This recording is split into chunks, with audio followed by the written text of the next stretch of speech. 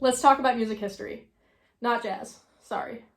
Sort of jazz. We're talking about French 18th century music, which is significant because that was a huge cultural and musical shift during the 18th century, right around the American Revolution, right at the start of the French Revolution. And France has played a strangely large role in the development of jazz. So between all of the emigration from France to New Orleans, which we now know as the main birthplace of jazz, and then Adolphe Sax inventing the saxophone at the Paris Conservatory, and then it coming to America and being made famous by Frankie Trumbauer, and then composers like Ibert in the 20th century using jazz as a model for their modern classical music. It's really contributed to the globalization of jazz as an art form.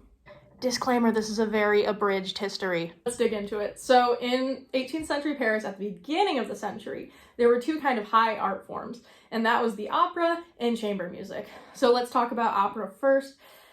It was somewhere between a jazz club and a political rally. And that sounds really weird, so let me explain it.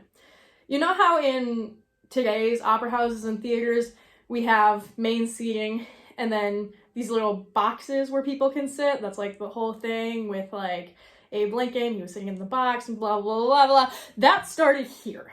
And what was happening was the lowest class of citizens were sitting in like the highest seats, like far away, the nosebleeds. And then as you went forward towards the stage, you got higher and higher levels of nobility. And then the highest levels of nobility were sitting actually right on the stage in boxes, which sounds really unappealing for the actual enjoying of the performance, but it wasn't about the performance. The king was paying them to make music that made him look good. So that's where it becomes a political rally, right? You know, we've got the head figure, we've got all of these people, in this case, musical performers, showing us how great the king is.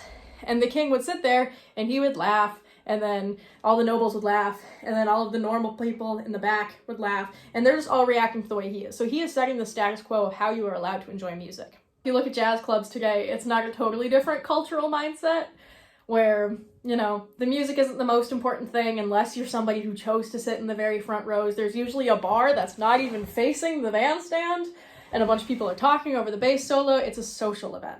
Now, we look at jazz in the 20th century, and jazz isn't even the word for it. It's a reclaimed word. Originally, it was just ragtime that people were faking over. Faking was the old school word for improvising. But white venue owners needed to keep a status quo and keep Jim Crow laws, so they started calling it jazz as a way to separate it from music. Not completely unlike what was going on with the Paris Opera and the Comédie Italienne.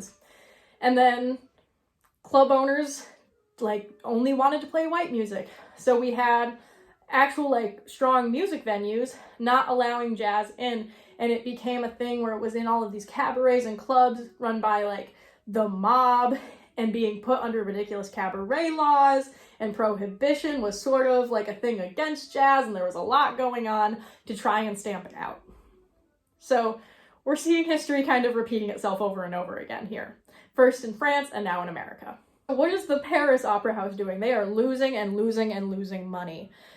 Well, what they do is they change the setup. The nobility start moving up higher in the boxes. The shift is getting mixed up.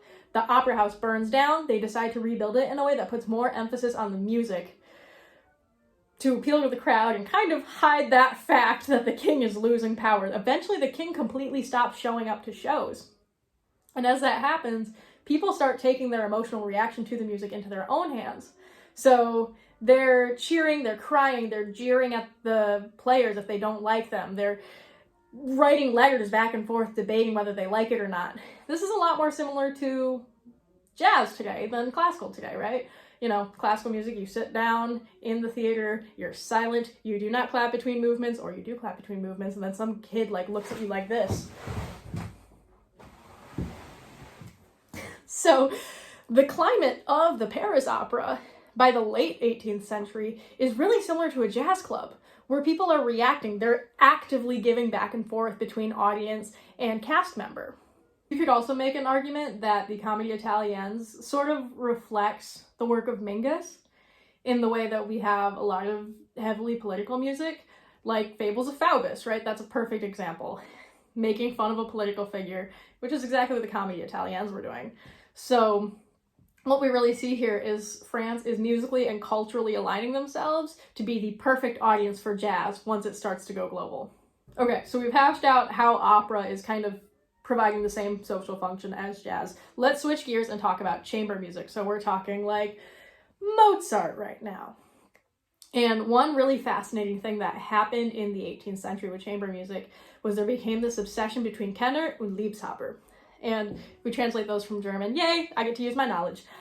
Kenner is to understand or to be like innately familiar with. So those are the people who really understand music and understand what's going on and can say, oh, there's the 2-5-1, oh, there's the diminished chord, what do they call it? The German augmented sixth. And if you follow me on social media, you know that I've been whining about the German augmented sixth chord so much lately.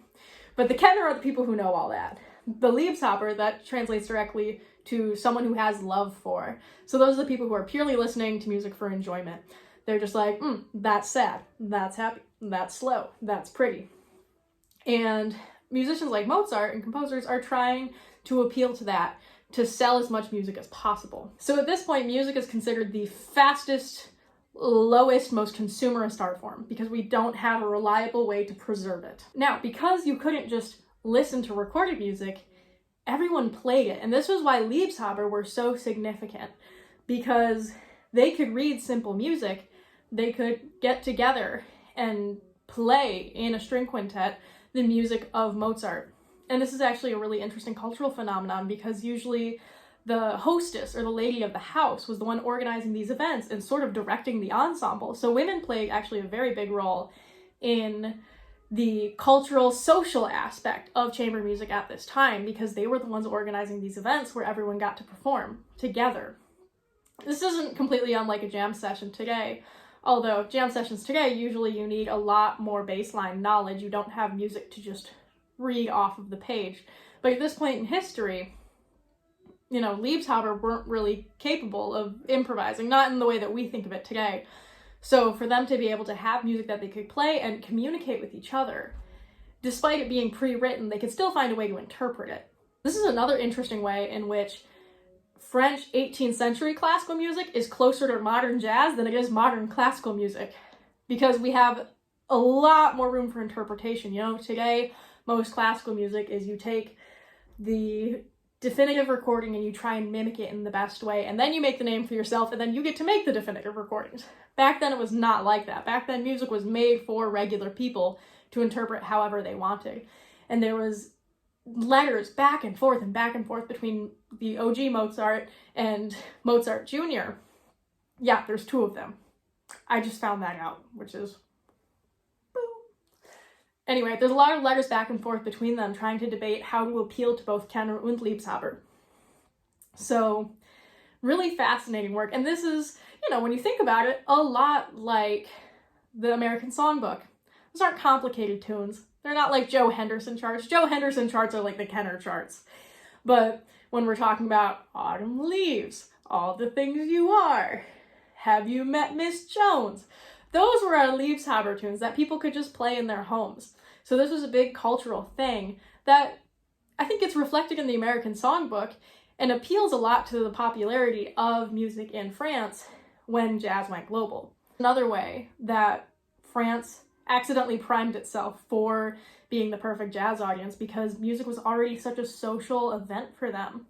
And then when we came out with this new way to have very simple Liebhaber type tunes that you could improvise over, that just fit perfectly into the social dynamic they'd already established in playing music as normal people. Now, one other really interesting point about the chamber music was a lot of it was designed to reflect folk tunes.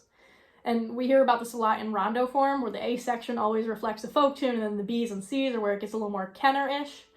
And we have the same thing in the American Songbook and in improvising when we refer to the same licks over and over again, or we go back to the blues form, and that's that familiarity that we like. And this isn't really a mind-blowing comparison. I think you can find that in all music forms.